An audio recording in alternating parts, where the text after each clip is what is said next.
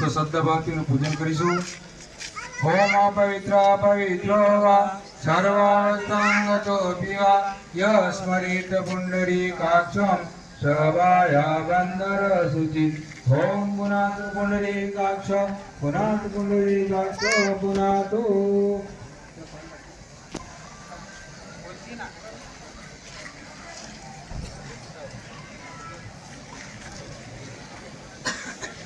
ओम चंदनस्य महापुण्यं पवित्रं पापनाशनम् आपदं हरते नित्यं लक्ष्मी तिष्ठति सर्वदा लक्ष्मी तिष्ठति सर्वदा।